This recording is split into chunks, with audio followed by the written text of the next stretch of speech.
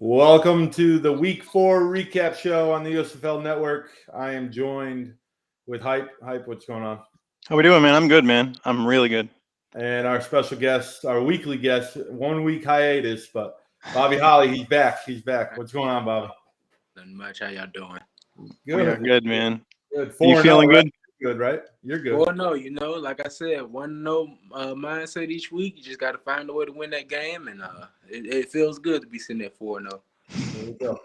Before we start, we are sponsored by Royal Retros. If you want your retro Stallions hat, use USFL Network at the coupon code and you get 10% off. And also SeatGeek now, you can get $20 off with your first purchase. But yes, first customers only, $20 off your entire purchase. So, but we are going to start with Stars and Panthers, correct? Yes, we're going to start with the Stars and Panthers. We have the highlights. We're going to go ahead and throw them up. They can all run the rock. Makes it so fun for a quarterback to have those weapons. Corbin back in and running back off the play fake. Patterson on the move. Turn in the corner. Throwing on the run for the end zone, and it's intercepted. Channing Stribling. The 3rd and 11 coming up for the Stars. Cookins, good protection. Looking deep over the middle into the end zone. It's a touchdown. Beautiful toss to Devin Gray. There's your hop. Say go. 3rd down. Off the play fake. Patterson gonna scramble. Breaking tackles. Has the first down. Tiptoes in for the... Say go. First down and 10. This is Corbin. And Corbin with a hole. And Corbin has terrific speed. Corbin down the sidelines. Will anyone catch Corbin? They will not. It's a touchdown for the Michigan. Buddy. 1st and 10. Focus. Looking over the middle. Open is Overton into the end zone for the touchdown. Say go. 4th and 6. Patterson. Buying time for the end zone. Todd Walker. Touchdown Panthers. Come on. Let's go, baby. I see you too. Joe. The ball because they know it's tagged. 3 and out results in the first punt of the night for Matt Mengel. Walker a little bobble. Ball scooped up down there at the 10-yard line. 21-yard attempt for Mengel for the lead. He's hit from 21 as part of his 3 for 4 tonight, making 4 for 5, and the 1 yards for the win. Walker the holder. Good snap. Good hold. The kick is off the upright. It is no good. And the Philadelphia Stars win it 26-25. That was a rough one. That was rough. That was the toughest game to watch. Shea Patterson overall, he was 9 for 17. 52% completion percentage with only 67 yards, 1 touchdown, 3 picks. They should have just ran it every single down. Well, before we get into the game, Bobby, Go ahead. what does it feel like to do all that work and get into position for a kicker, and then to boink it off the upright or miss it or anything like that? Like, what does it go through with the team? Like, how does the team recover from that, man? That's the thing about that is in those moments, and obviously, I've never been a kicker, but seriously, all the pressure is on you. This is your time. It's your time to shine, and this is you're gonna live up to those moments, or you're gonna have some hiccups, and it's just unfortunate for him, and unfortunate for that team. He just had a hiccup at the wrong time. I mean, those are the kind of things you live for, to have the game winning, a walk-off field goal to win the game. So, And he's not even a true kicker. He's a punter too. So, a lot of pressure on him. A lot of pressure. The Stallions have a soccer player, right? Yeah. They got a kicker. So, Aubrey Maddock, we're calling him. Aubrey Maddock. He's never played football until this season. Yeah, that's crazy, man. And he's like the best kicker in the league so far, outside of the guy in Houston. He's been automatic. He is automatic. Well, Hype just said it. We call him Auburn-matic. Yeah. Even on the press conference, I was like, Skip, we're gonna call him Aubramatic, just so you know, moving forward. He's like, yeah. I'm like, all right, cool. It definitely fits. Great guy. Corbin, yeah. to go back to the game, Corbin was a beast, man. He was 152 yards on 12 carries. I know he had that big 80-yard run, but man, he still had 70 yards on 11 carries. So it wasn't like he just had one big run. He just carrying the team by himself, really. First half, he averaged 34 yards per carry. And he also wanted to go ahead and mention on Twitter, too, that they forgot about his kick return of 45 yards. So 200 all-purpose yards. Yeah. So he wanted those votes, man. Offensive player of the week. So he deserves it. I think he does. So, I mean. And to go back to the Stars, Cook has played well in Brian Scott's replacement. And that next man up is, well, the Stallions know all about it, right? The next man up, you just got to perform, and Cook has did all right. Most definitely. I mean, in those moments, and just drafting these guys, you can't have a drop-off. The twos got to be the same as the ones, First team got to be the second team got to be the same as the first team. They're going to get those reps. They're going to get those looks. So you just got to be prepared in those moments. It's crazy. And then the next game is the Generals and the Maulers, correct? Yeah, we're going to go with Generals Maulers for the next recap. We're going to run those highlights now. All right. Fake to Victor. Wide open down the field at the 30, and this will be a touchdown. Alonzo Moore, 6 points, Generals. Making a goal from the 7. End around with some room to operate inside the 5 and into the end zone. Cavante Turpin makes it 13-3 New Jersey as a fullback. Garrett Groshek trying to punch it in.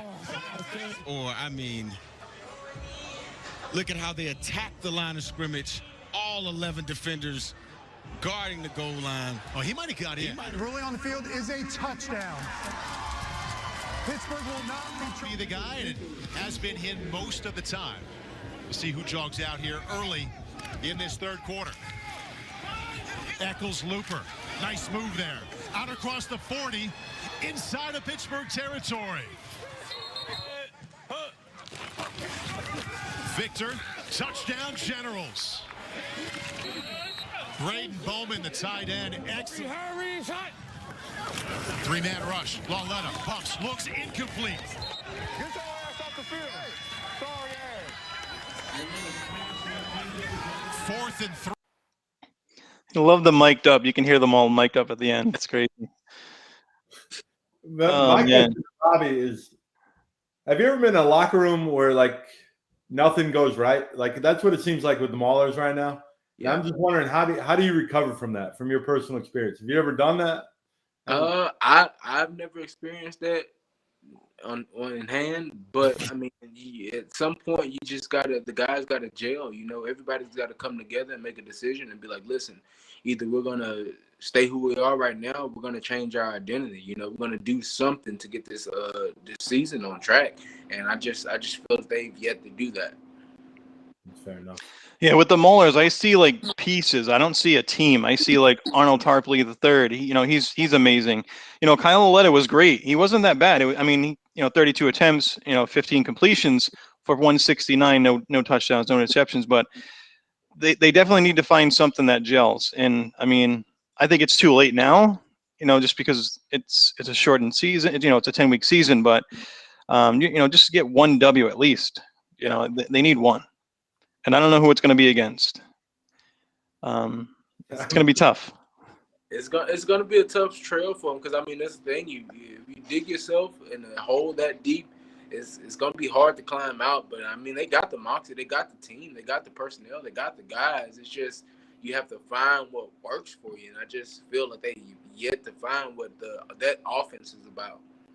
And they're in the North, which – right now, second place is 2-2, so they're only 2 games back. They're not chasing Bobby and the Breakers. You know what I mean? Like they have 3-4 wins. Like that would be a big hole to climb out of 6 weeks. But when you're playing your division the last 3 weeks, you can make up some ground but you got to win now. Like you can't fall any further back. But Bobby, so that Generals win now looks even better because they are rolling right now. Like at the first week. What can you tell us about this Generals team? Because it just seems like something's clicking with them, even with two quarterbacks. But it just seems like something's clicking with them. Yeah, I've talked to some of our guys in the locker room and in the training room, and we've talked about them. Like they're a good team. They really are a good team. I know we gave them an upset the first game, but just watching them these past few weeks, they get better and better each week. They get better and better each week, and that's what you want to do throughout the season. You want to just progress. You don't want to have your best game week 5, but you just want to slowly and progressively get better each week, and that's what they've done. And Darius Victor, he's a beast, man. He's a beast. Like what's that? A bowling ball. He's a boy. Actually, to tell you the truth, like I was looking at his stats when they were showing the highlights, and I was like, man, this is kind of like Bobby Holly. Like he just loves hitting a little bit. Like he's tough. He's a tough guy. So yeah, he's not afraid of contact. I can say that for sure. Yeah. Yeah, he's definitely a big dude. What do you think about Perez and Johnson, the 2 quarterback room? I know you guys kind of have a 2 quarterback room, but like, what does that go like in your team, in your locker room when you got 2 guys instead of 1? It's just hard to game plan for, and that's good for them. It's just with the defensive scheme, you'll see that you're playing for one guy because that's what happened with our defense. Yeah. We didn't plan for Johnson, and he came out and he gave us some trouble. But it's hard to game plan for one guy and then put basically a whole different game plan in for another guy when he's in. So that's what's going to give people problems down the road with him. And he was efficient. I mean, 9 for 10. 98 yards, but he was still efficient regardless. And he just, when his time was called, he just got the job done, and so did Perez. So yeah, they are on a roll. So they're going to be. Bobby's got to be rooting for the Generals this week, right? Against the Breakers. Give you a little room right there. Oh yeah, I'm definitely going to make my way to that game. Definitely, I haven't been in the stadium and watched the game yet, but I'm definitely planning on making that one. I wish I could have made the Breakers in Houston game, but we were in meetings and everything, so it was unfortunate that I couldn't catch that one. I got you. All right, so I guess we'll go to the Breakers and Gamblers. Breakers Gamblers. All right, let's go ahead and give me a second here. Let me pull it up for a second. What's up, big man? Let me go ahead and. Did somebody just walk into the room before we go to the next highlight? Look at that! Look at the ball bandit right here. What's good, fellas? What's going on, man? That was J-Ma real quick. Let's see. All right, what game are we on? I'm so sorry. Breakers Gamblers. Breakers Gamblers. All right, we're gonna run with those highlights.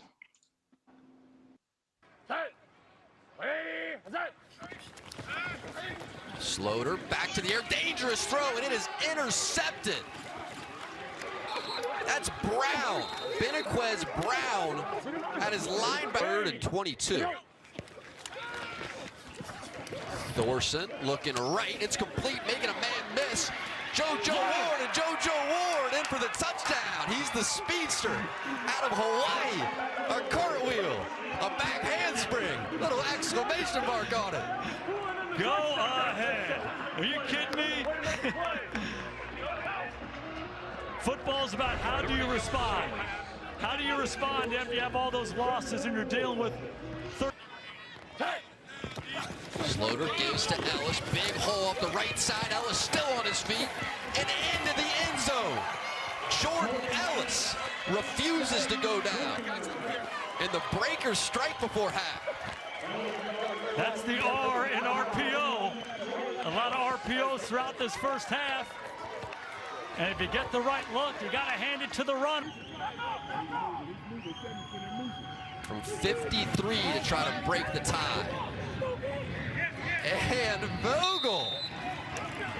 Wow.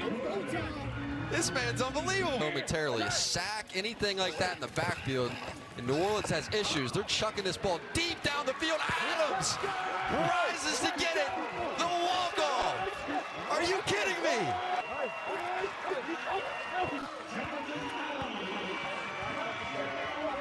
Saw a penalty marker fly late. Best play in the playbook, chuck it deep to Adams. So that's how they cut the, it's all uploaded by the USFL. So that's how we get our highlights. But they didn't show, Slaughter, I'm going to start it off really quick, Webb, because I know the Breakers are your team. You see Slaughter throwing 3 picks. Are they winning that game? Do you see any other team winning when their quarterback throws 3 picks? You're asking me or Bob? Yeah, both. I just think there's 2 teams right now that are that can recover from anything, and one's Bobby's team, and I think the Breakers are another team that they are really gelled. From my perspective, obviously I'm not in the locker room, but it seems like those teams are the tightest, and I think you can see that on the football field. Like you see Diggs, I don't know if you saw Diggs after the game. He's talking about every single guy on the team, and he's talking receivers. He's talking about kickers. They gave the kicker Gatorade bath after because he kicked a 50-yarder, right? Like there's not many teams that are doing that, and it just seems like those 2 teams are really gelled and they can overcome a lot of things. So I'm excited for Week 8, Bobby. I'm excited. I think it's Week 8. I'm excited for Week 8. You and me both. Yeah. We didn't get to talk to you. How was that game? Before we go, it was a hard fought game, man. I'm telling you, like it's like the Breakers and Houston, like those are tough teams. Like they get out on the field and they're physical teams. A lot of these teams they like to finesse and like when those guys come to hit you, they come to hit you. How much does Diggs talk in the game? Diggs is always talking, man, right? But the thing about it is, like, they're going to do some talking. He did some talking, but I think we have one of the best trash talkers on our team, and that's JoJo. JoJo can get in the guys' heads like crazy. He get into mine sometimes. He on my team. That's fair. It always seems like when the Breakers are going good, Diggs is at the middle of it talking all the time. So, but to go back to the Breakers, their offense is pretty good, man. Like they 5 out of the top 7 receivers are New Orleans Breakers, so they're sharing the ball. It's not just one guy. Like a lot of these teams have one guy, like Michigan with Lenore or Walker on Pittsburgh. I think with this team, it could be Jay Adams, it could be Poindexter, it could be anyone really. TJ Logan was a weapon until they had to release him. So they're a dangerous team, but. Too bad Ace is in here, but yeah, no, I was gonna go ahead and be like, Ace, you want to go ahead and take over your gambler spot? But watching that game in the first half, the defense alone, I thought the Gamblers had it. Just the way the game started off, I'm like, wow, this is it. The Breakers are gonna be broken. Webb's gonna be, he's gonna be upset. It's gonna be, it's just gonna be one of those games. And far and behold, the Breakers they come back. It's just, but hands down to the Gamblers defense. And Michigan's defense, too, to go back. Because the Panthers' defense is no joke. They are good. It's just I don't know. That was all Jeff Fisher. Sorry. So I want to swing back because I was in the post-game press conference with Jeff Fisher. And for some reason, the press conference for that particular game with Jeff Fisher, it didn't upload for some reason. But I did ask him pretty much. I said, Coach, how come? Because it was 58 seconds left, two timeouts. I said, how come you pretty much blew the game? And he said, pretty much, stranger things have happened and things like that. And it was really staticky, so I can see why they didn't upload it because I guess it was pretty bad. But I just asked him, why did you blow the game? It's just with this game, in general, with the Breakers and the Gamblers, I really thought the Gamblers had it. I really did. And I was texting you, Webb, and I was like, uh-oh, that stamp isn't dry yet. I was busting you. So. Yeah, about those teams, they're competitors. Like we've seen them this season so far. We've seen both of them, and like those are 2 of the most competitive, hard-fought teams that we've played. So. Yeah, I think when it comes to Houston, it's just not the defense is there, but the offense is lacking a little bit. So. And when you leave them on the Alabama Heat for 33 minutes, especially that second half, they're on the field for a lot. They're going to get tired. Like it's just reality, especially with a short roster. So I think that they ran 73 plays. the New Orleans Breakers. That's a lot of plays, man. It is. Offense. So, and that's what Fedora is known for, is pace and space, and he's using that pace to his advantage. And as the summer months warm up, it could be an advantage. But I don't want to see Birmingham in Canton, but that's all right. No offense, Bobby. I as a Breaker fan, I don't. I root for you personally. I root for you personally. But I guess we'll go to the Stallions. Bobby, you watched the Stallions game? I was glued to this couch the whole time. Okay. All right. Let's go to the highlights really quick. Go. Hey, we're good. Omaha, ready, set. Quarterback sneak. Magoo fighting. He reached out. And with that second effort, no signal yet. Touchdown. Tamu with time. To the end zone, diving. The pass is caught, and they're calling it a touchdown. Kicking to Victor Bolden with your heels on the back end of the goal line. Quick punt by Brandon Wright. Good punt by Brandon Wright. Backs Bolden up, but he's got running room. Oh, a big hit. Feeney laid out Bolden and get into his body. And so this drive is starting at the 27, loses 4 yards, but Brandon Aubrey comes in and remains perfect. Look at this guy.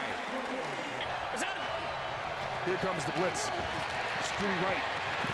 Bringing the pressure, and he gets there for another sack.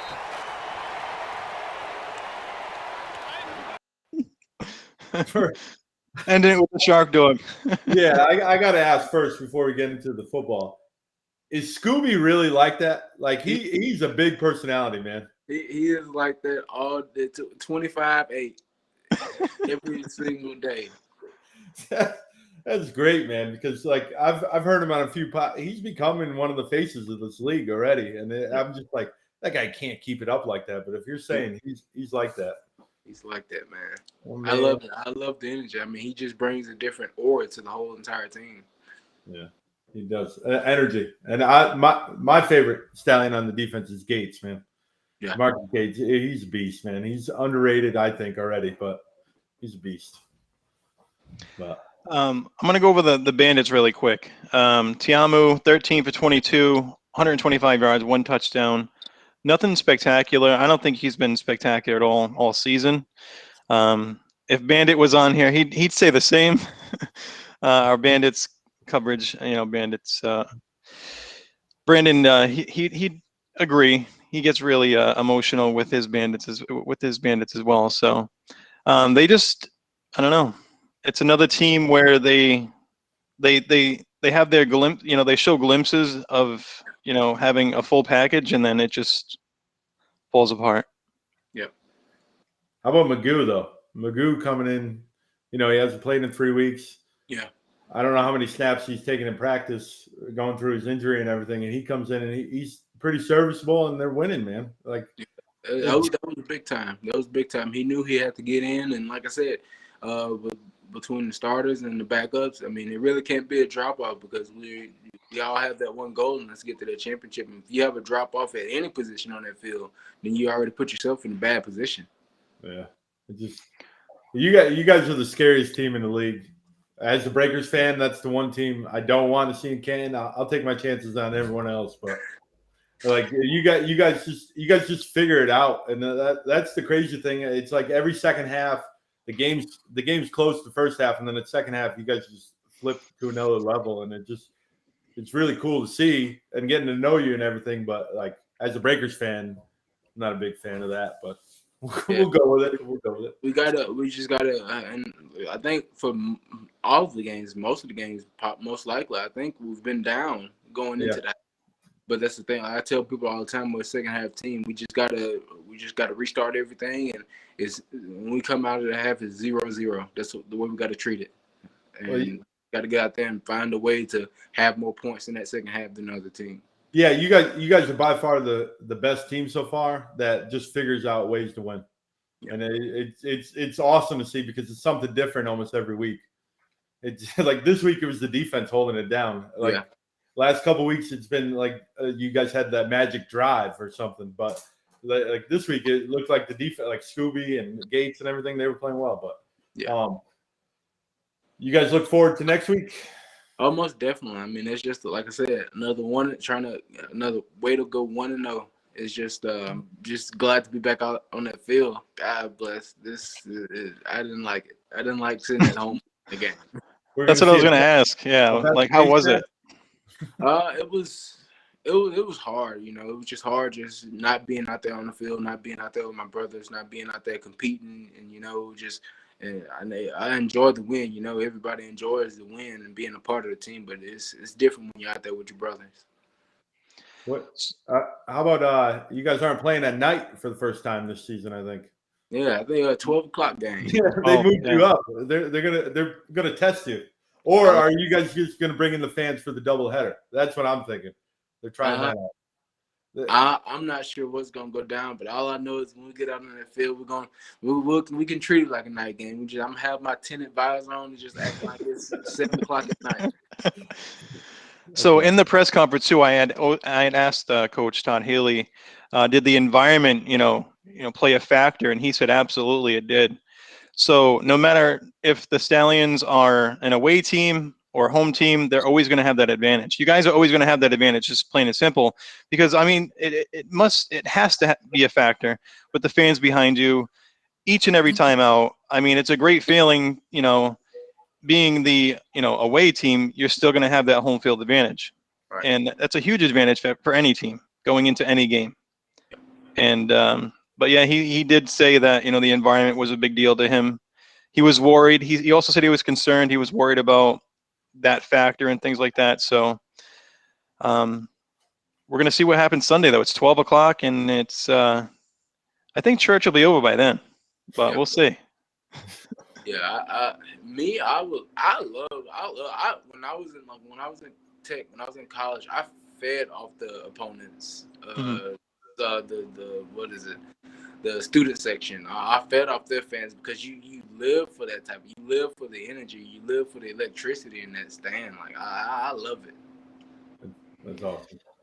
So also with the press conference too, Magoo was asked if he was going to play next week, and he said we'll see. And I just shook my head. I'm like, no, Jamar will be starting. So I'm not entirely sure. I'm really not. I know, but we they both have wins under their belts. Alex started the first week off and got our first touchdown of the season, and Jamar came in and didn't have that drop off and just continued to chug along. And we did that for 3 weeks, and then Alex comes back and get us another W. So it's just we'll have to see how it's going to go. Yeah, I mean, I'm not a fan of the whole dual quarterback situation. I wish it would just stick with one, and I think you guys are more successful. I'm not downing Alex at all, but I think you're more successful with Jamar 100%.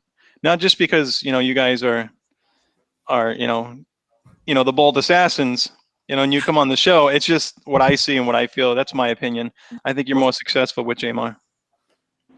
You guys, you convinced Coach Holtz yet to join in the assassin? I've been talking to him. I think he's just gonna hold. I guess his wife likes it or something. I don't know what's going on. He's just gonna hold on to it. He's gonna hold on to it. I gotta do a little shave on mine tonight. It's growing out a little bit too much for me. So you're looking to get back on the field this week, right? You're healthy. You're back to practicing. Definitely. Oh, that's awesome. We're gonna get a vented face mask this week. I'm planning on it because I ain't got to hit somebody in a week. I took off for a couple years before this season started, and that week off felt like a year. So I'm just ready to get back out there and hit some people. There you go. The stars better watch out. Yeah, definitely. But thank you for coming on, Bobby. As always, Bobby. Thank you so much, man. Appreciate it. It's always great to catch up. And I know I'm a Breakers fan, but I'm soft when it comes to the Stallions, man. I'm soft when I can't dislike it, even though a divisional rival. And then from what I'm reading, the Breakers are getting the second biggest crowd down there. People are coming from New Orleans and everything, Mississippi. So it's the big rivalry now, right? Breakers Stallions. But I'll root for you 8 weeks out of the year. I'll take it. All right, Webb, you want to go ahead and close us out? Well, this is the recap show with Bobby Holly. He's always the all-time great guest. Thank you for coming on. And we will see you this week. We got a bunch of stuff coming up, but we will see you next week. Bobby, you in for next week? Oh, most definitely. You bring in the face mask that's all dented? Oh, I'm gonna see if I can get it from my equipment manager. I had to talk to him after the game. All right, or maybe footage for the Silverado.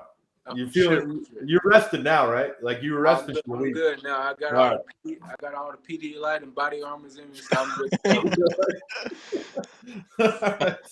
Maybe we can get a sponsorship out of that PD light. There we go. Or body armor too. Yeah. All right, this has been the USFL Network. This is the Week 4 recap with Bobby Holly and alongside Webb. Thank you guys for tuning in. We'll see you next week. All right.